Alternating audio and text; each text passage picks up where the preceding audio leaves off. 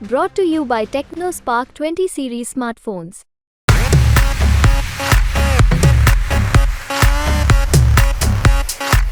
लोकसभा चुनाव जो है राष्ट्रीय मुद्दों पर होना चाहिए, लेकिन यहाँ अभी आप देख रहे होंगे कि चाहे वो कांग्रेस हो, बीजेपी हो, व्यक्तिगत आक्षेप लगाने पे और व्यक्तिगत जो है प्रतिष्ठा को ठेस पहुँचाने पे ज़्यादा फोकस करते हैं। भी ये चुनाव बहुत एक तरफा नहीं चल रहा है।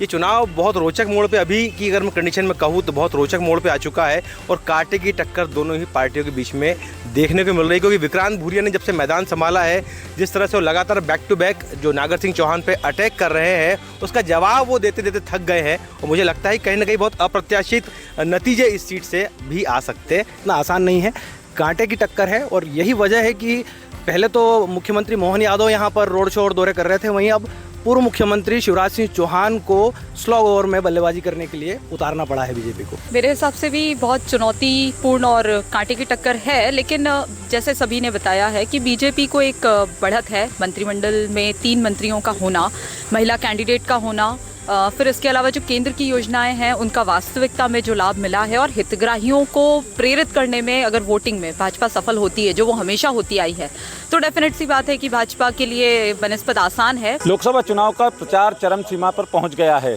चौथा चरण 13 मई को है, जिसमें रतलाम संसदीय क्षेत्र में भी मतदान होना है।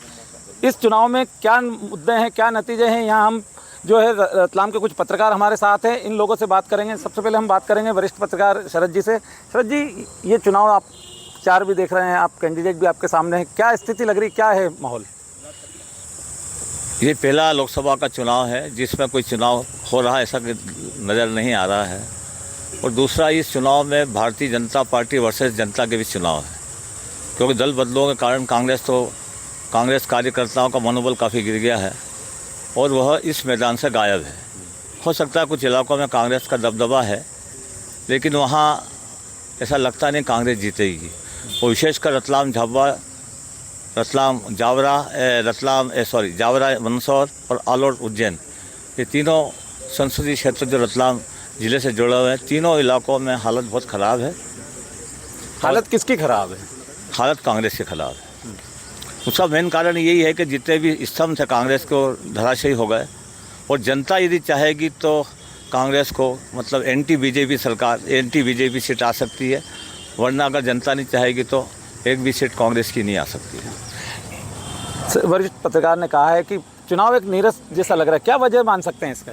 देखिए, नीरस तो है चुनाव का। अमूमन जो सांसद होता है उससे आम जनता का इंटरेक्शन नहीं होता है। आपको कभी भी काम पड़ेगा तो आपको पार्षद से काम पड़ेगा, आपको विधायक से काम पड़ेगा और बहुत मंत्री से काम पड़ जाएगा, लेकिन आपको भी सांसद से कोई काम नहीं पड़ेगा। तो इसलिए आपने देखा बहुत सारी जगह पे वोटिंग परसेंट कम हुआ है। उसकी वजह भी ये कि आपका जो सांसद है उससे आपका कितना 1-to-1 कम्युनिकेशन है। और रतलाम की यहाँ तक बात है, जो हमारे सांसद थे पहले यहाँ पे गुमान सिंह डामोर, उनका कम्युनिकेशन बहुत ज़्यादा नहीं था, उनकी पार्टी के ही लोग उनसे नाराज़ थे। तो यही वजह है कि इस चुनाव में जो सर ने कहा नीरसता देखने को मिल रही है। लेकिन एक बात देखिएगा कि अभी ये चुनाव बहुत एक तरफा नहीं चल रहा है।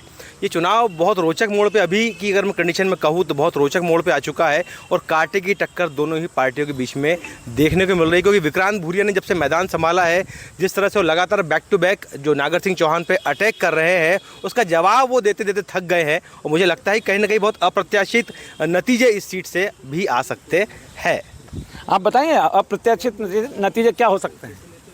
देखिए, ये सीट हमेशा से जो है इस पर कांग्रेस का दबदबा रहा है, लेकिन 2014 में पहली बार बीजेपी ने यहाँ पर जीत दर्ज की थी, लेकिन उसके लगभग 14 महीने के बाद में ही कांतिलाल भूरिया ने पलटवार करते हुए उपचुनाव में जीत दर्ज की थी। 2019 में एक बार फिर बीजेपी ने जरूर चुनाव जीता मोदी लहर में, लेकिन इस बार परिस्थितियाँ अलग है। मोदी लहर के तौर पर और 400 पार के नारे के साथ ये लोग दावा जरूर कर रहे हैं कि हम लोग जो हैं रतलाम झाबुआ लोकसभा सीट जीत लेंगे, लेकिन उनके लिए उतना आसान नहीं है। कांटे की टक्कर है और यही वजह है कि पहले तो मुख्यमंत्री मोहन यादव यहाँ पर रोड शो और दौरे कर रहे थे, वहीं अब पूर्व मुख्यमंत्री शिवराज सिंह चौहान को स्लो ओवर में बल्लेबाजी करने के लिए उतारना पड़ा है बीजेपी को। इस लोकसभा क्षेत्र में 3 मंत्री मध्य प्रदेश सरकार के हैं, लेकिन फिर भी ये माना जा रहा है मुकाबला कांटे की टक्कर का, एक तरफा नहीं। क्या वजह है, क्या है? जैसा अपन देखते हैं कि लोकसभा चुनाव जो है राष्ट्रीय मुद्दों पर होना चाहिए, लेकिन यहाँ अभी आप देख रहे होंगे कि चाहे वो कांग्रेस हो, बीजेपी हो, व्यक्तिगत आक्षेप लगाने पे और व्यक्तिगत जो है प्रतिष्ठा को ठेस पहुँचाने पे ज़्यादा फोकस करते हैं, उन पे बयानबाजी करते हैं।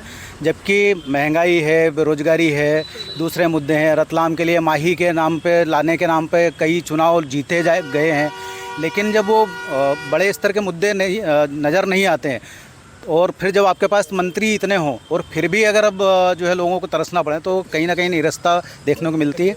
तो इसका असर सामने दिख रहा है। इस चुनाव में मुख्य मुद्दे क्या रह सकते हैं आपके जो सामने आए हैं अभी तक? क्या क्या मुद्दे जनता देख रही है चुनाव? इसमें मुख्य मुद्दे हैं बेरोजगारी है, आपकी महंगाई है, और मुझे ऐसा लगता है, मुझे 30 साल हो गए पत्रिका क्षेत्र में, आप बोल रहे कि ये नीरस चुनाव नहीं है, मतदाता चुप है इसके अंदर। मतदाता अपने पत्ते नहीं खोल रहा है। उनको ये मतदाता जब रिजल्ट आएंगे उसमें अपने को मालूम पड़ा है कि उन्होंने किसको आशीर्वाद दिया है अपना। कांटे की टक्कर है, नो डाउट, लेकिन अगर रतलाम से बीजेपी को अगर बढ़त मिलती है तो हो सकता है रतलाम से बीजेपी सीट भी निकाल सकती है। तुषार जी, आप ये बताएंगे कि इस चुनाव का मेन क्या वो लग रहा है आपको, कि क्या दिखता है, इस सिनेरियो क्या है, क्या दोनों पार्टियों में किस तरह की टक्कर है, और क्या एक अनुभवी प्रत्याशी है जो कई बार सांसद रह चुका है, सेंट्रल में मिनिस्टर, और एक नई महिला को खड़ी किया, क्या लग रहा है आपको इसमें? ये लोकसभा का चुनाव है तो राष्ट्रीय परिदृश्य के हिसाब से चुनाव होता है। रतलाम साक्षर नगर रहा है, और यहाँ के रतलाम तो ठीक है, जो आदिवासी मतदाता वो भी बहुत पॉलिटिकली मैच्योर है। देश में सिर्फ एक मुद्दा है चुनाव का, वो है मोदी। और लगभग पिछले 70 सालों में, शुरुआत के 15 साल छोड़ दें आप नेहरू जी के, उसके बाद में ये पहला ऐसा चुनाव है जिसमें देश के एक कोने से लेकर दूसरे कोने तक चुनाव का नतीजों को लेकर कोई उत्सुकता नहीं है। सबको नतीजे पहले से पता है, और यही वजह है कि मतदाता जो उदासीन लग रहा है उसका एकमात्र कारण ये है कि उसको कोई उत्सुकता नहीं, उसको पता है कि रिजल्ट क्या आने वाला है। तो मुझे नहीं लगता कि यहाँ पे कोई कांटे का मुकाबला है। कांग्रेस तो मुझे मैदान में कहीं नज़र आ नहीं रही है, और जो बयानों का मामला है कि अगर इन्होंने ये बयान दिए और आरोप लगाए, वो मतदाता को उतना प्रभावित नहीं करता जितना कि उसके मुद्दे, जो बड़े मुद्दे हैं राष्ट्रीय। तो इसलिए मुझे नहीं लगता कि ये कोई कांटे का चुनाव है, बहुत क्लियर कट एक तरफा चुनाव है। वोटिंग परसेंटेज थोड़ा कम भी रहा तो भी कोई फ़र्क नहीं पड़ेगा। नतीजा सबको पता है कि ये जब अमेठी जैसी सीट से राहुल गांधी को भाग जाना पड़ रहा है, तो ऐसी स्थिति में सब मतदाताओं को पता है कि रिजल्ट क्या आने वाला है। इस चुनाव में एक चीज़ सामने आई है, देखने में आया कि इंदौर, खजुराहो, इस जगह पर कांग्रेस के कैंडिडेट नहीं है। इनका कुछ प्रभाव इस अब जो मतदान होना है उन पर पड़ेगा क्या, और विशेषकर इन आदिवासी बहुल सीटों पर? निश्चित तौर पे पड़ेगा कि अगर इंदौर जो है अपने रतलाम झाबुआ सीट से पड़ोस में ही सीट है, तो एक कार्यकर्ताओं को, कांग्रेस के कार्यकर्ताओं का मनोबल निश्चित रूप से उससे गिरता है। हालांकि रतलाम झाबुआ सीट पर कांग्रेस अभी कांटे की टक्कर में है, इसको मुकाबला यहाँ पर एक तरफा नहीं माना जा सकता है। 3 मंत्री हैं, इसके बावजूद भी आप इस तरह? नहीं, ये तो बीजेपी की रणनीति का हिस्सा है कि उन्होंने 3 मंत्री यहाँ पे पहले से ही विधानसभा चुनाव जीतने के बाद बनाए थे, और यह सीट जीतने के लिए ही उन्होंने 3 मंत्री इस सीट को दिए था कि भारतीय जनता पार्टी यहाँ मजबूत हो जाए। क्योंकि पिछले 18 चुनाव में यहाँ पे कांग्रेस 14 बार जीती है, और भारतीय जनता पार्टी 2014 में कांग्रेस का किला ढहा पाई थी। उसके बाद उपचुनाव में वापस कांग्रेस ने इस सीट को हथिया लिया था। 2019 में वापस भारतीय जनता पार्टी ने यह सीट अपने हिस्से में ली थी। इसलिए मुकाबला एक तरफा तो बिल्कुल नहीं है। आपको किस तरह का दिख रहा है मुकाबला? कांग्रेस और बीजेपी के बीच ही है, और एक तीसरी पार्टी बाप भी खड़ी हुई है, क्या लग रहा है आपको? बीजेपी का तो अभी इसमें कोई चुनाव में बहुत ज़्यादा अभी देखने को नहीं मिल रहा, लेकिन जो परिदृश्य है उसमें कांग्रेस का जो लड़ने का तरीका उसमें थोड़ा बदलाव है, परंतु जितना हाइप बनाई जा रही उतना है नहीं, क्योंकि बीजेपी के साथ संगठन है, बीजेपी के साथ सरकार है, बीजेपी के साथ शिवराज है, बीजेपी के साथ संघ है। तो इस तरह से जो बॉटम लेवल पर जब बात आएगी 2 दिन बाद, जब हम देखेंगे कि जो मतदाताओं को बाहर तक निकालने की व्यवस्था, तो विधानसभा चुनाव में भी इसी तरह से बात चल रही थी कि कांटे की टक्कर, और परिणाम क्या है सभी के सामने। तो कमोबेश वही स्थिति बनती नज़र आ रही है। ये बात ज़रूर है कि कांग्रेस ने अपने जो लड़ने के तरीके में थोड़ा बदलाव किया है, परंतु जो रतलाम शहर और ग्रामीण जो निर्णायक बढ़त देते आए हैं, वहाँ कांग्रेस का संगठन जो है वो इस लेवल पर अभी नहीं दिख रहा है कि वो कोई परिणाम में बहुत ज़्यादा असर डाल पाएगा। और जब यहाँ अगर कोई असर नहीं डाल पाएगा, और भाजपा का अपन ने देखा है तीसरे चरण से चुनाव में जो मतदान कम हो रहा था वो भी वापस आ गया है, और बढ़ोतरी भी शुरू हो गई है, तो कमोबेश परिणाम वही रहेंगे जो पहले थे, 2019 में थे। आपसे मेरा सवाल ये है कि इस लोकसभा चुनाव में आपने देखा होगा कि कांग्रेस प्रचार में पीछे रही और बीजेपी काफ़ी आगे निकल गई।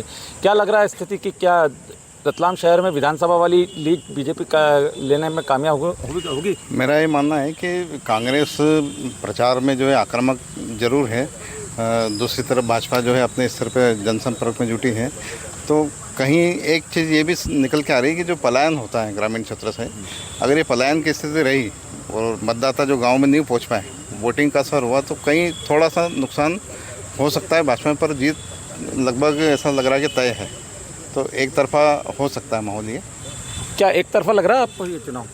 एक तरफा चुनाव तो कोई भी नहीं होते हैं। तो रतलाम झाबुआ सीट का इतिहास रहा है और अभी भी पिछले परिदृश्य में देखा जाए तो 8 विधानसभाओं में से 4 पे भाजपा है, 3 पे कांग्रेस है और 1 पे जयस है। तो एक तरफा तो नहीं कह सकते हैं, मुकाबले की टक्कर दिख रही है, लेकिन उसमें भाजपा प्लस में है क्योंकि भाजपा का मैनेजमेंट माइक्रो स्तर पर, माइक्रो मैनेजमेंट पे ध्यान दे रही है और कांग्रेस केवल हवाई बातें कर रही है। कांग्रेस का ध्यान केवल आरोप प्रत्यारोप पर है, मतदाताओं को व्यक्तिगत आक्षेप लगा के लुभाने का है, प्रत्याशी के परिवार को लांछित करने का लक्ष्य है। इससे मतदाता वो कांग्रेस सोचती है प्रभावित होगा, लेकिन नहीं होने वाला। भाजपा का मतदाता भाजपा के साथ पहले भी गया है और रतलाम ज़िले का तो देखा ही है कि झाबुआ की सीट का नतीजा रतलाम जिला ही तय करता है। और आपने विधानसभा में भी देखा है कि 60,000 शहर में और 35,000 लगभग 1 लाख मतों की भाजपा की बढ़त झाबुआ सीट पे ऑलरेडी भाजपा की है और ऐसा ही उम्मीद है कि लोकसभा में भी ये बढ़त बनी रहेगी। क्या सिनेरियो लग रहा है आपको? आप एकमात्र महिला पत्रकार हैं रतलाम जिले की और आप अपने स्तर पर बताएं कि क्या सिनेरियो है इसके और क्या परिणाम आ सकते हैं? मेरे हिसाब से भी बहुत चुनौतीपूर्ण और कांटे की टक्कर है, लेकिन जैसे सभी ने बताया है कि बीजेपी को एक बढ़त है। मंत्रिमंडल में 3 मंत्रियों का होना, महिला कैंडिडेट का होना, फिर इसके अलावा जो केंद्र की योजनाएं हैं उनका वास्तविकता में जो लाभ मिला है और हितग्राहियों को प्रेरित करने में अगर वोटिंग में भाजपा सफल होती है, जो वो हमेशा होती आई है, तो डेफिनेट सी बात है कि भाजपा के लिए बनस्पत आसान है। कांग्रेस के पास, जैसे हमने पिछले भी देखा कि बूथ लेवल पर काम करने के लिए कार्यकर्ताओं की कमी देखी गई थी और इस बार भी ये कमी अभी भी महसूस हो रही है। अगर आप जनसंपर्क में भीड़ की भी बात करते हैं तो ये भी एक निर्णायक फैक्टर है। हालांकि अगर जातिगत समीकरण और दूसरे फैक्टर्स चलते हैं तो कांग्रेस के पक्ष में कुछ चीज़ें जा सकती हैं और जयस के जो वोटर्स हैं इस बार वो भी एक निर्णायक फैक्टर रहेंगे, जिन्होंने विधानसभा में भी काफ़ी सारी चीज़ें बदली हैं। जयस ने क्योंकि ऑफिशियली तो समर्थन कांग्रेस को दे दिया है, लेकिन जो वोटर्स हैं वो किसकी तरफ कितना शिफ्ट होते हैं ये एक बहुत ही निर्णायक पहलू रह सकता है। मेरा सवाल अब रहेगा तुषार जी ये बताएं कि इस चुनाव में कांग्रेस कैंडिडेट ने कह दिया ये मेरा आखिरी चुनाव है और वो भावनात्मक रूप से चुनाव मैदान में उतरे हैं, कितना फर्क पड़ेगा मतदाताओं पे? मेरा यही कहना आपसे है कि जो इस तरह की भावनात्मक अपीलें है वो एक छोटे इलाके तक, छोटे वर्ग तक पहुंच सकती है, लेकिन लोकसभा का चुनाव जिसमें 16-18 लाख मतदाता होते हैं उनके तक हर व्यक्ति को ऐसी कोई भावुक अपील कर जाएगी ऐसा कोई नहीं होता। ये हो सकता है कि उनके जो गृह क्षेत्र है उसके आसपास में कुछ उसका असर हो जाए, लेकिन इसके अलावा पूरे संसदीय क्षेत्र में इसका कोई असर नहीं होने वाला और इसलिए ये भावनात्मक अपीलों से या तीखे आरोपों से इस चुनाव पे कोई असर नहीं पड़ता। इस चुनाव का निर्णय जो होना है वो राष्ट्रीय मुद्दों पे होना और अभी मुद्दा एक ही है देश में और उसी पे पूरा चुनाव टिका हुआ है। क्या मुद्दे हैं आपके, बताएं आप। देखिए मुद्दे, अभी जो कांग्रेस कैंडिडेट है वो 5 बार सांसद रहे हैं, 2 बार यूपीए सरकार में लगातार केंद्रीय मंत्री भी रहे। तो रतलाम को जैसे एक शिकायत रही है वो भाजपा के सांसद से भी रही और इनसे भी रही कि रतलाम जब भारतीय जनता पार्टी के दृष्टिकोण से देखें तो निर्णायक बढ़त देता, लेकिन जब योजनाओं की बात आती है तो यहाँ उतनी तवज्जो नहीं मिलती जितनी झाबुआ अलीराजपुर को मिलती है। यहीं हम अगर उनसे बात करें कांग्रेस कैंडिडेट की तो 10 साल जब केंद्रीय मंत्री रहे तो उन्होंने भी यहाँ पे बहुत ज़्यादा कोई उपलब्धि लाने की या ध्यान देने की नहीं करी कोशिश की। उनको लगता था कि शायद यहाँ उनका वोट बैंक नहीं है। तो मुद्दा, सबसे बड़ा मुद्दा यही है आज के दौर में कि योजनाएं जब समान रूप से सब जगह आ रही हैं तो क्या वजह है कि रतलाम जैसा रेलवे का मुख्यालय है तो आज हमारे पास में मेमू ट्रेन का रेक नहीं मिल पाया। आज हम 4-5 साल से बात कर रहे हैं, एक बार रेक आया और वापस चले गया। जो रतलाम इंदौर, तकरीबन रतलाम से इंदौर के लिए 10 से 15 हज़ार लोग प्रतिदिन यात्रा करते हैं, तो अगर मेमू रेक आके चले जाता है वो नहीं मिलता है। पिट लाइन का जो स्वीकृति थी वो अब जाके हुई है, उसके लिए भी सांसद के अतिरिक्त प्रयास हुए जो स्थानीय लोगों पे, उनकी वजह से मिल पाया। तो ये छोटे छोटे मुद्दे हैं जिनको लेके रतलाम वासियों के बाद में एक धारणा बनी हुई है और वो वोटिंग भी उसी आधार पर करेंगे। क्योंकि वो 5 बार सांसद रहे, 2 बार केंद्रीय मंत्री रहे, इसलिए इस बार उनका आना और कोई इस तरह से बात करना कि मेरा आखिरी चुनाव में, तो वो भी इसलिए नहीं करता है कि पिछले 25-30 सालों में आपने हमें क्या दिया। ये भी एक महत्वपूर्ण मुद्दा रहेगा। आप क्या सोचते हैं इस बारे में? ये मैं अपने साथी की बात से बिल्कुल सहमत हूँ और भारतीय जनता पार्टी ने इस मसले को समझा और उन्होंने अपने सांसद के खिलाफ जो आक्रोश था उसको देखते हुए उन्होंने तत्काल चेहरा बदला लेकिन कांग्रेस यहाँ पे मात खा गई और उन्होंने एक ऐसे चेहरे को वापस मौका दिया जो 8वां चुनाव यहाँ पे लड़ रहे हैं और 5 बार सांसद रह चुके हैं। लेकिन रतलाम की जनता की हमेशा जो शिकायत रही है कि चाहे भारतीय जनता पार्टी हो या कांग्रेस के दोनों सांसद रतलाम जिले को कोई उल्लेखनीय उपलब्धि यहाँ पर नहीं दे पाए, तो ये मुद्दा तो हमेशा रहेगा और भारतीय जनता पार्टी ने चेहरा बदल के एक मतलब लीड इसमें हासिल की है। मैं आप राजू भाई ये बताएं कि आप इस चुनाव में क्या स्थानीय मुद्दे जनता को प्रभावित करेंगे, मतदाताओं को? स्थानीय मुद्दे तो प्रभावित करेंगे ही, लेकिन मैं अपनी बात यहाँ से शुरू करूँगा कि सिर्फ मोदी को राम का सहारा और भाजपा को मोदी का। कुल मिला के देखा जाए तो रतलाम में ज़रूर भाजपा विन हो सकती है, लेकिन अन्य संसदीय क्षेत्र की जो ज़िले हैं, जो विधानसभाएं हैं, वहाँ पर भाजपा को जीतना बहुत मुश्किल लगता है। दोनों ही पार्टी के जो क्या वजह है? दोनों ही पार्टी के कैंडिडेट मतलब मैं कहें कि एक हंसी मजाक में लाफ्टर शो बना के चल रहा है, और दूसरे की बात करें तो पार्टी जरूर बड़ी है लेकिन कैंडिडेट भी बड़ा होना चाहिए, उनकी सोच बड़ी होना चाहिए। लेकिन जिस तरह से ये काम और कैंडिडेट चुने हैं, मतलब ये है कि आप शीर्ष पे हैं, आप जिसे भी भेजेंगे वो जनता जिता देगी, यह अब संभव नहीं है आज के समय में, क्योंकि जनता पढ़ी लिखी है, समझदार है और अपने वोट का उपयोग करना जानती है, और जो ज़्यादा चलता है उसको सबक भी सिखाने का मादा जनता के पास रहता है। इस चुनाव में क्या लग रहा है आपको, क्या सिनेरियो देख रहे हैं आप, क्या स्थिति है कांग्रेस की और बीजेपी की, दोनों क्या परिणाम आने की संभावना? रतलाम लोकसभा की बात कर रहे हैं, तो रतलाम लोकसभा पे कोई भारतीय जनता पार्टी रतलाम को छोड़ के ऐसी कहीं पे भी बहुत ज़्यादा ताकतवर स्थिति में पहले भी नहीं रही है। दूसरी बात यह है कि भारतीय जनता पार्टी पिछला चुनाव तो बीजेपी जीती थी। हाँ, मैंने क्या कहा कि एक चुनाव 2 चुनाव की बात नहीं कर रहा हूँ मैं, लगातार कांग्रेस का ही वर्चस्व की सीट रही है।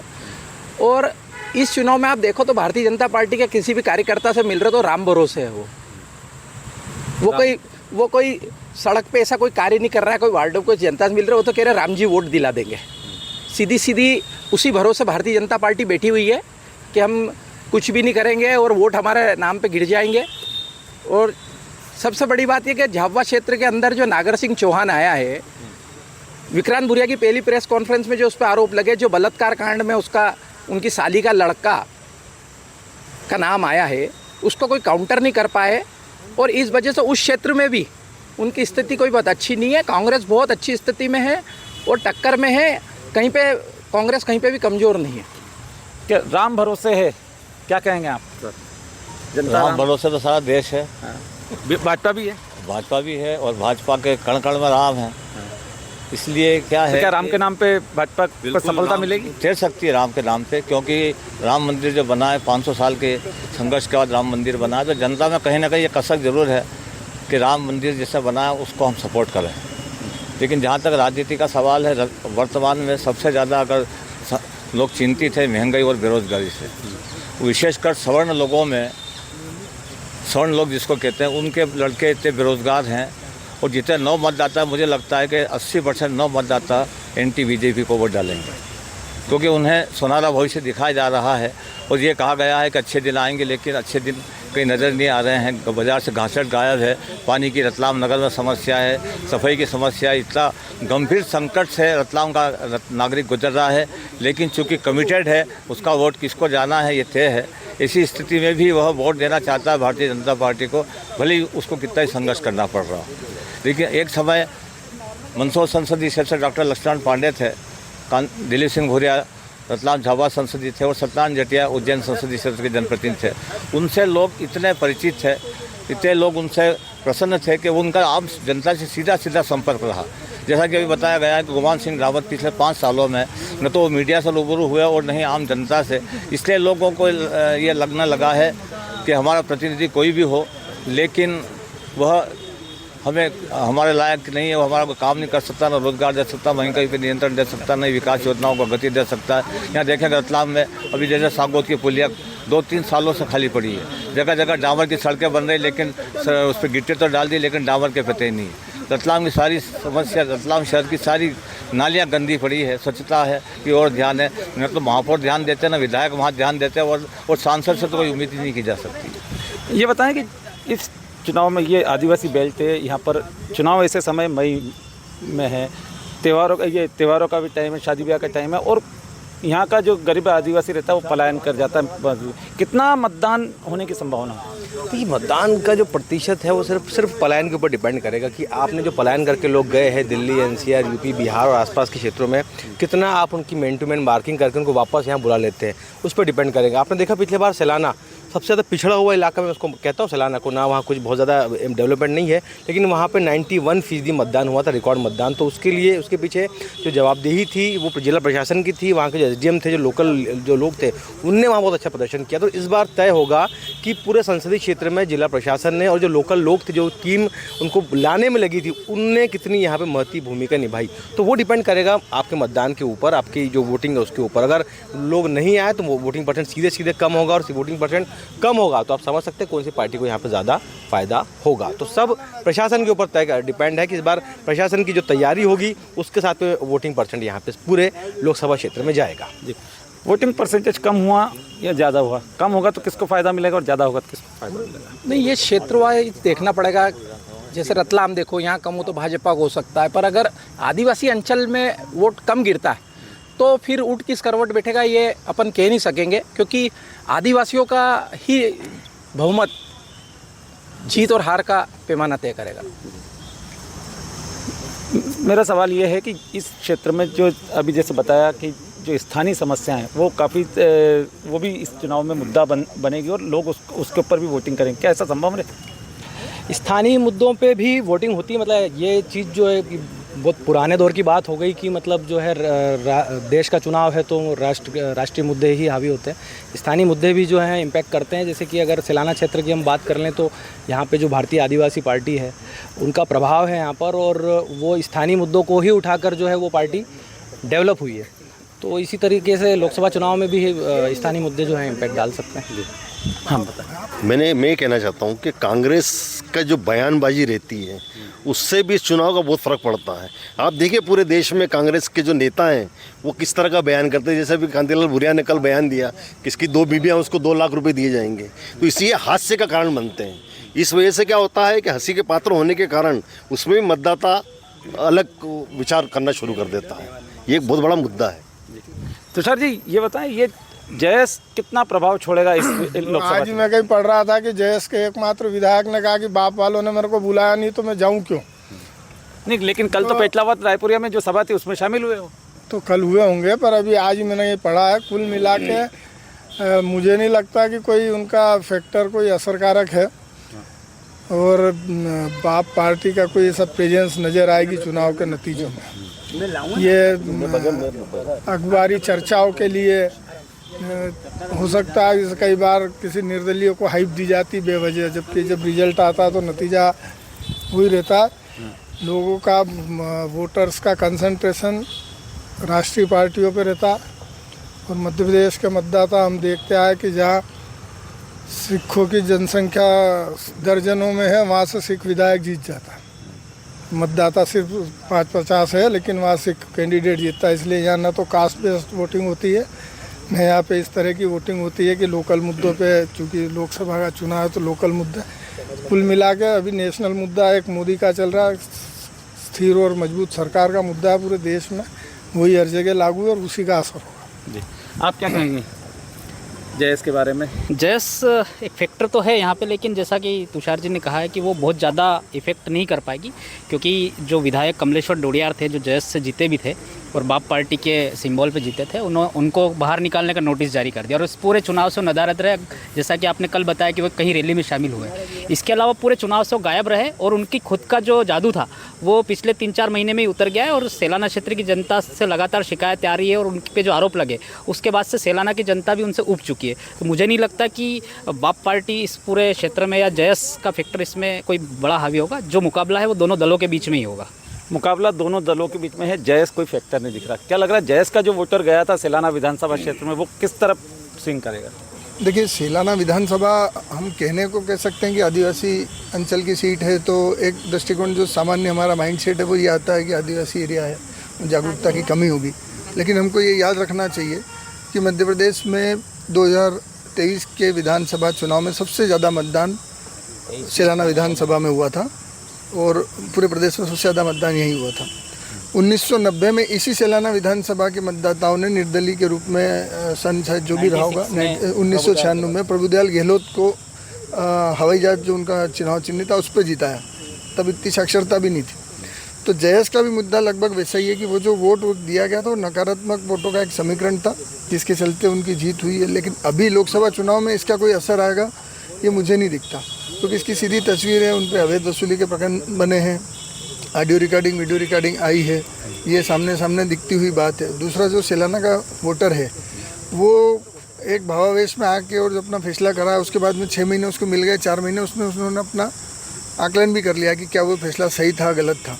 और रही बात भाजपा और कांग्रेस के बीच की, तो जो जिस तरीके से बीजेपी में ही उनके मतभेद उभरे तो उसको साधने के लिए भाजपा और कांग्रेस दोनों ने ताकत लगा ली। इसलिए इस बार कम से कम सेलाना विधानसभा में मुझे जयस का कोई प्रभाव दिख नहीं रहा। आप क्या कहेंगे कि इस चुनाव में कि जो ये जयस का प्रभाव नहीं मान रहे हैं, लेकिन जयस का वोटर किधर जाएगा, किस तरफ जाएगा? वो बीजेपी को जाएगा या कांग्रेस को जाएगा? जयस का प्रभाव इसलिए नहीं दिख रहा है कि जयस कहीं दिख ही नहीं रही, न प्रचार में उनके कैंडिडेट जरूर खड़ा हुआ है। उनका जो सेलाना विधानसभा के चुनाव में उनको सफलता मिली थी, जो वोटर उधर गया था जयस का, उस वोटर की बात कर रहा हूँ, वो वोटर किधर से करेगा? वो वोटर दिग्भ्रमित हो गया था और वो हमें इस बार लगता है कि चूंकि वो समझदार वोटर है तो वो सरकार के साथ जाएगा। और सरकार अभी भारतीय जनता पार्टी की है, वो पार्टी ने कई योजनाएं दी है हर वर्ग के लिए, उन वोटरों के लिए। तो और पार्टी का मैनेजमेंट, माइक्रो मैनेजमेंट इस तरह का है कि हर मतदाता तक पार्टी पहुंच रही है। तो उम्मीद है कि मैक्सिमम वोटर भाजपा के साथ जाएगा और कुछ जो परंपरागत वोटर है वो कांग्रेस को जाएगा। वही पलट के जयस में गए थे। ये थे रतलाम के पत्रकार जिन्होंने इस लोकसभा चुनाव में जो 13 तारीख को मतदान होना उसके बारे में अपनी राय रखी। इनकी राय आपके सामने है, लेकिन जो मुख्य परिणाम है वो 13 मई के जो मतदान होगा और उसका जो परिणाम 4 जून को आएगा तभी पता चलेगा। विजय मीणा, MP तक, रतलाम।